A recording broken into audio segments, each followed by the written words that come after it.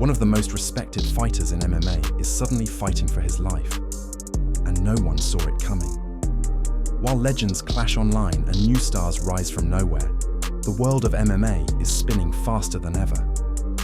From shocking hospital visits to bold call-outs and legacy-defining fights, here's everything you missed and everything you'll want to remember. Ben Askren, the man once known for his iron chin and unshakable confidence, is now battling something far more dangerous than any opponent: a severe case of pneumonia.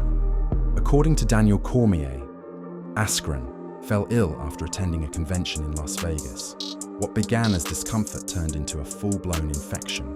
DC initially told fans that Askren had returned home to Wisconsin with his family, but later he clarified that Ben was actually still in the hospital, just back in his home state, surrounded by loved ones.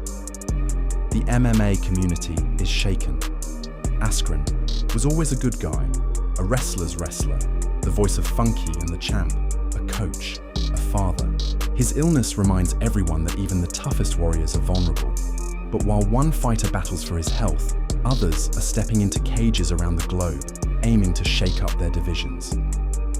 In a move that caught many off guard, Pantoja is officially set to return on July 26th in Abu Dhabi, facing Marcus McGee. Pantoja, riding a 2-fight winning streak, is trying to cement his place in the rankings, while McGee enters the cage with 6 wins in a row and undeniable momentum. Meanwhile, Michel Pereira is headed to Shanghai to face Marco Tulio. Pereira desperately needs a win to snap his 2-fight skid.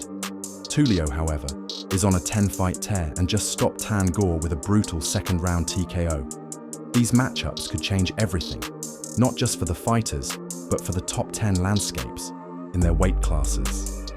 And yet, amid the fight announcements, one name keeps surfacing with quiet intensity: Alex Pereira. Rumors swirled that the former champ was done fighting after losing the light heavyweight title. But Pereira just posted a new update, casually embedded in a Total Wireless ad on Instagram. "Happy to be back in fight camp," he wrote. It was simple, cryptic, but revealing. Despite doubts, despite silence, Pereira is not finished. Fans are already speculating. Is this a comeback for revenge, or a final run to reclaim his belt? While Pereira drops quiet hints, others prefer open warfare, like Daniel Cormier and Jon Jones, whose feud just reignited in spectacular fashion. It started with Jon Jones posting a jab on X. "I whooped both y'all," he wrote, referring to Cormier and Sonnen. "Why not start a podcast together and gossip about my life? Meanwhile, I'm making your yearly salary in a week." DC, never one to stay silent, fired back hard. On his YouTube channel, he denied Jones's salary flex, saying Jon only makes more when he fights, which isn't often these days. Then came the deeper cut. Cormier said if he were still champ, he would have already fought Tom Aspinall. Unlike Jon, DC says he never ducked tough fights, and he made it personal, flipping the script, naming names, and reminding everyone just how dangerous he once was. He even joked that he's now getting paid to talk about Jones because that's all he has left. But Jon, he says, is still avoiding real opponents. But that level of pride isn't limited to retired legends. Joaquin Buckley is walking into the cage this weekend with something to prove. And he says Kamaru Usman is no one to overlook. Usman, now 38 and coming off 3 consecutive losses, hasn't fought in a long time. But Buckley doesn't care. He points to Usman's short-notice war against Khamzat Chimaev as proof that the former champ is still a monster. He calls that fight an A+ performance, especially considering the odds and the timeline. According to Buckley, Usman wouldn't have signed a contract unless he felt truly ready, and that makes him dangerous. Buckley believes he's about to face the best version of Usman yet, and Usman, he's not just planning for Buckley. He's laying out an entire roadmap to glory. Step 1, beat Buckley. Step 2, wait for the winner of Jack Della Maddalena versus Islam Makhachev. Step 3, take on Dricus du Plessis or Khamzat Chimaev for the middleweight strap. And step 4, make history by winning 2 belts and headlining the UFC's first event in Africa. Usman admits he's nervous, even scared, but that's exactly what fuels him. He sees every moment, every opportunity as sacred, and that clarity is what's driving him now. To him, pressure is a privilege, and fear is a sign that the moment is real. But not everyone is chasing belts right now. Some are just looking to breathe. Sean O'Malley, despite fan anticipation, says he's in no rush to return. He recently praised the upcoming fight between Morab Dvalishvili and Umar Nurmagomedov, calling it fascinating.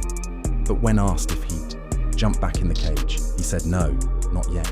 He just wants to chill, and for once, he's not playing mind games. He just needs time. Meanwhile, one of the most surprising underdog stories is happening almost quietly, in the form of Joshua Van. After knocking out Bruno Silva at UFC 316, Van did something unforgettable. He bought his mother a house. Now, just weeks later, he's stepping into a short-notice fight against Brandon Royval at UFC 317. His confidence is off the charts. "I have nothing to lose," he said.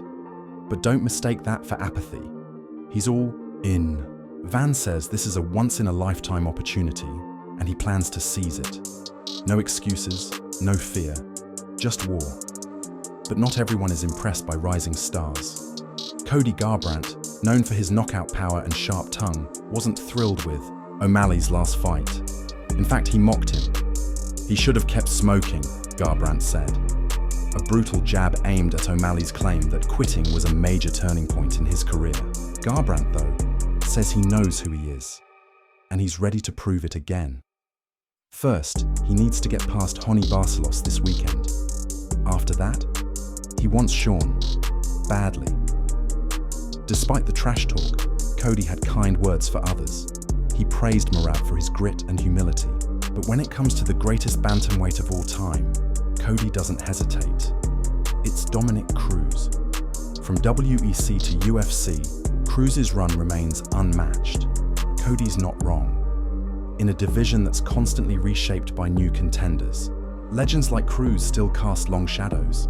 And then there's Kamaru Usman again, circling back, speaking about dreams bigger than titles. He says if he gets past Buckley, he wants Islam, then Duplessis or Chimaev. The goal: 2 belts, a stadium in Africa, a legacy cemented in history.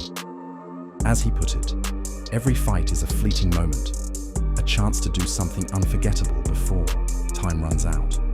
He's excited, nervous, anxious, but most of all, ready.